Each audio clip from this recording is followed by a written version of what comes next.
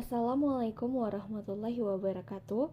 Dalam video kali ini, saya akan memaparkan video penyajian mengenai rancangan aktualisasi saya yang berjudul Peningkatan Edukasi tentang Pencegahan Anemia pada Remaja Putri di UPTD Puskesmas Atulintang.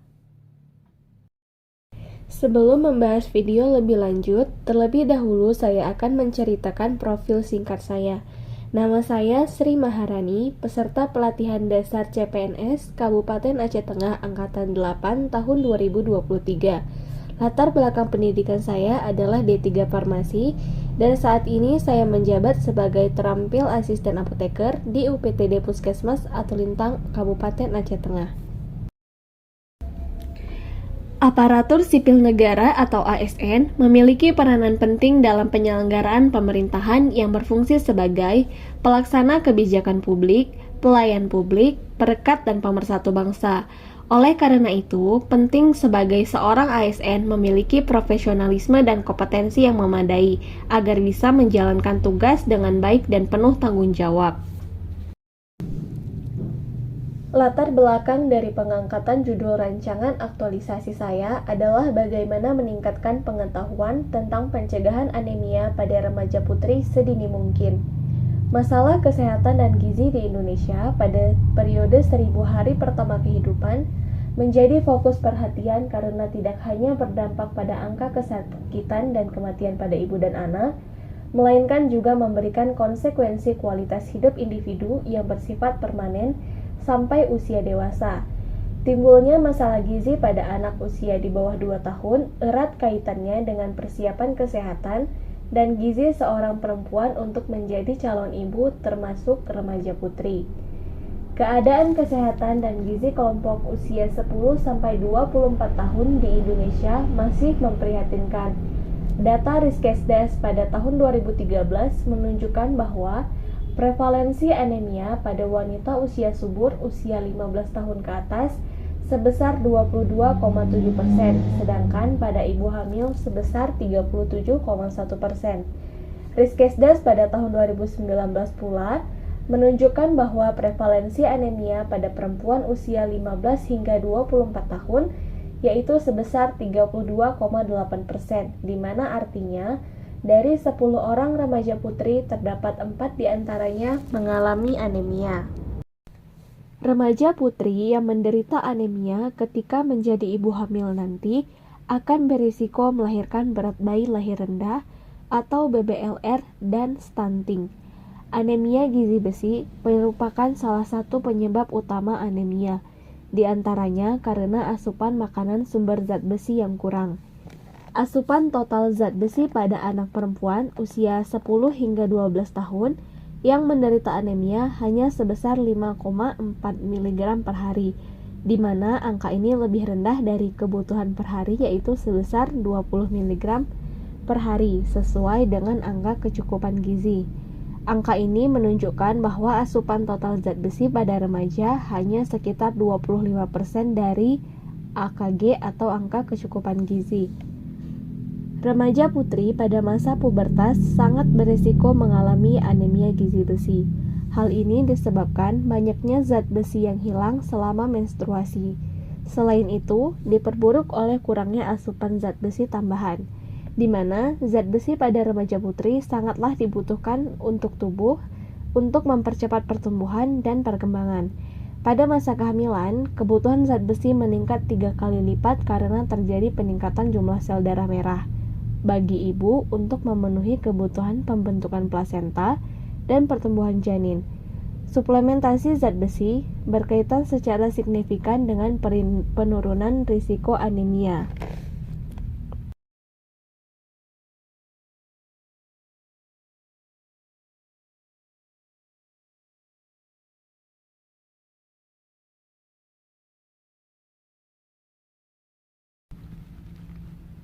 Ruang lingkup pelaksanaan aktualisasi ini dilaksanakan di lingkungan kerja UPTD Puskesmas Atulintang yang berlangsung selama off campus dari tanggal 11 Mei hingga tanggal 21 Agustus 2023. Subjek dari aktualisasi ini adalah remaja putri, sedangkan objeknya adalah pencegahan anemia dalam salah satu tindakan preventif antisipasi stunting. Puskesmas Atulintang merupakan salah satu dari 17 puskesmas yang ada di wilayah Kabupaten Aceh Tengah. Berdasarkan letak geografisnya, Puskesmas Atulintang berada di wilayah Kecamatan Atulintang, di mana wilayah ini mayoritas adalah daerah dataran tinggi. Puskesmas Atulintang dipimpin oleh Bapak Apna Paradisioca SKM. Pelayanan di Puskesmas Atulintang terbagi menjadi 3 sektor, yaitu UKM atau Usaha Kesehatan Masyarakat, UKP atau Usaha Kesehatan Perseorangan, dan pelayanan IGD dan rawat inap. Wilayah kerja Puskesmas Atulintang berada di wilayah Kecamatan Atulintang, Kabupaten Aceh Tengah, yang terdiri dari atas 11 desa yang kondisi wilayahnya merupakan daerah pegunungan. Jarak tempuh dari Puskesmas Atulintang ke ibu kota kabupaten adalah 32 km yang bisa dicapai dalam waktu 45 menit. Visi Puskesmas Atulintang ialah terwujudnya pelayanan kesehatan Puskesmas Perawatan Kecamatan Atulintang yang optimal, berkualitas, dan profesional. Sementara untuk misi Puskesmas Atulintang ialah meningkatkan profesionalisme tenaga kesehatan melalui peningkatan kualitas SDM, kemudian mendorong kemandirian hidup sehat bagi individu, keluarga, dan masyarakat beserta lingkungannya, memelihara dan meningkatkan mutu, pemerataan dan keterjangkauan pelayanan kesehatan, serta meningkatkan pelayanan kesehatan ibu dan anak. Sementara nilai-nilai organisasi puskesmas adalah semangat, yaitu sopan dalam pelayanan, efektif dan efisien dalam bekerja, malu bila tidak bekerja, netral dalam memberikan pelayanan, giat dalam bekerja, akurat dalam bertindak, serta tepat dalam bertindak.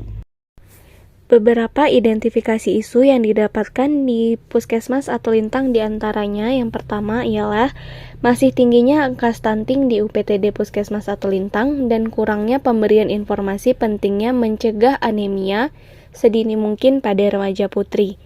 Kemudian isu yang kedua adalah minimnya pengetahuan pasien tentang Beyond Use Date atau BUD obat atau masa simpan obat. Sementara isu yang ketiga adalah kurang optimalnya pemusnahan dan pengendalian obat kadaluarsa di Puskesmas Atulintang. Bahasan selanjutnya adalah analisis isu atau teknik penapisan isu, di mana berdasarkan isu aktual yang telah teridentifikasi, saya melakukan proses pemilihan isu dengan metode USG. Metode USG merupakan metode analisis yang digunakan untuk menentukan tingkat urgensi, seriousness, dan growth atau seberapa mendesak isu perlu dibahas, seberapa besar isu perlu dibahas dikaitkan dengan akibat yang ditimbulkan, serta seberapa besar isu akan berkembang jika dibiarkan. Selanjutnya, dilakukan penentuan skala nilai 1 hingga 5, isu yang memiliki skor tertinggi nantinya akan menjadi isu prioritas. Jadi, dari analisis USG yang telah saya lakukan, isu yang menjadi prioritas saya adalah masih tingginya angka stunting di UPTD Puskesmas Atulintang dan kurangnya pemberian informasi pentingnya mencegah anemia sedini mungkin pada remaja putri. Analisis penyebab core issue dengan menggunakan diagram tulang ikan atau fishbone. Setelah mendapatkan isu terpilih, langkah selanjutnya adalah melakukan analisa menggunakan diagram fishbone. Analisis ini dilakukan untuk mengetahui sejumlah faktor yang menjadi penyebab munculnya isu yang terpilih dan untuk mengetahui hubungan faktor sebab akibat dari munculnya isu tersebut. Terdapat 4 faktor sebab akibat dari isu yang terpilih adalah yang pertama, dari segi manusia, yaitu kurangnya skill petugas dan keterbatasan sumber daya.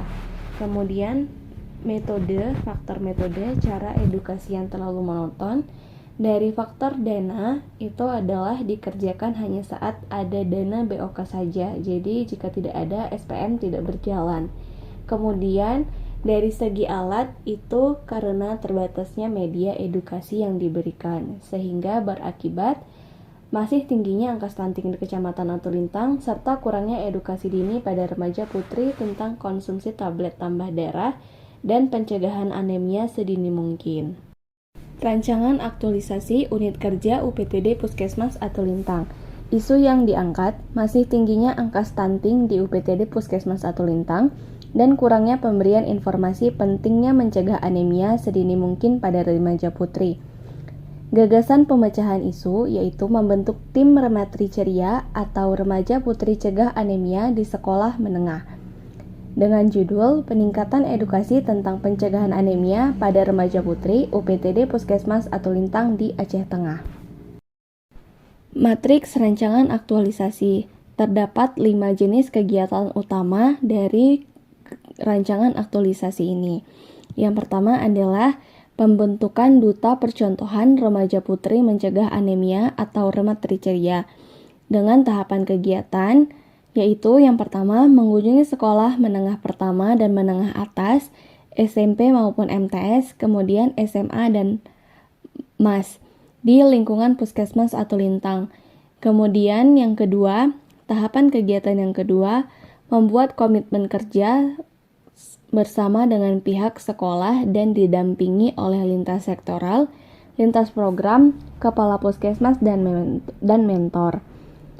Kemudian tahapan yang ketiga adalah memilih 6 orang siswi untuk dijadikan sebagai duta percontohan yang dinamakan Rematri Ceria yang akan dipilih di masing-masing sekolah.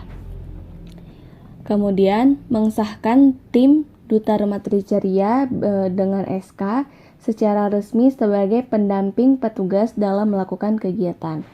Dan kegiatan yang terakhir adalah memberikan pembimbingan secara khusus tim Duta Rematri Ceria yang telah dibentuk tentang edukasi anemia dan konsumsi tablet tambah darah.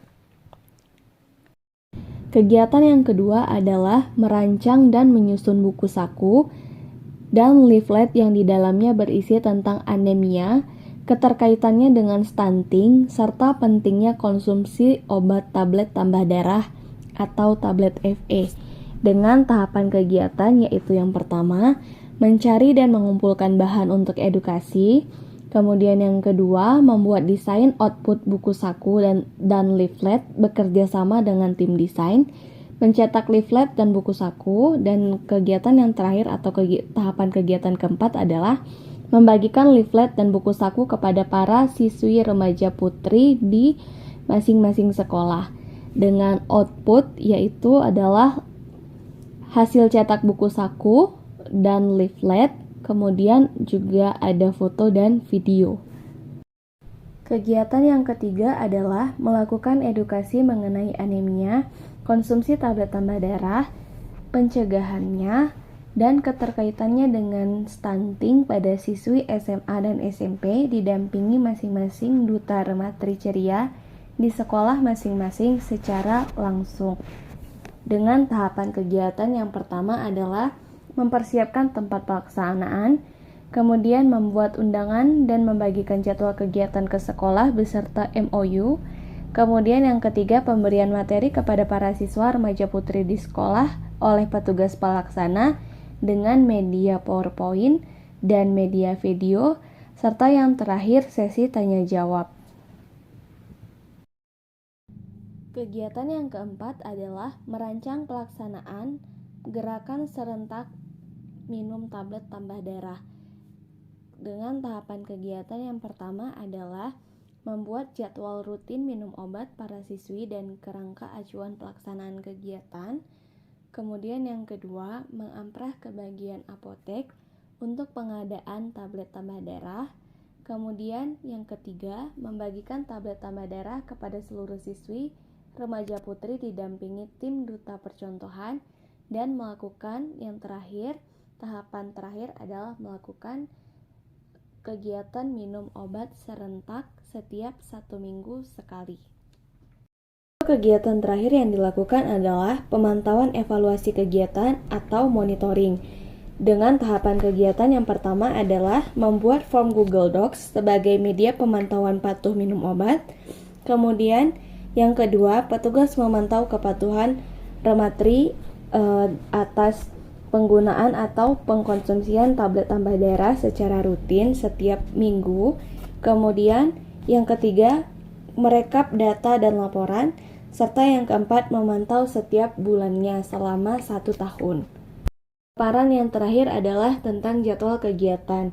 Dari 5 jadwal kegiatan ini mulai dilaksanakan dari mulai bulan Juni hingga bulan Agustus, di mana kegiatan pertama itu dilakukan pada minggu 1 dan minggu kedua di bulan Juni, kemudian kegiatan kedua dilakukan di minggu ketiga dan minggu keempat di bulan Juni, kegiatan ketiga dimulai di awal bulan minggu 1 dan minggu 2 di bulan Juli, serta kegiatan keempat dimulai dari minggu ketiga hingga minggu keempat di bulan Juli.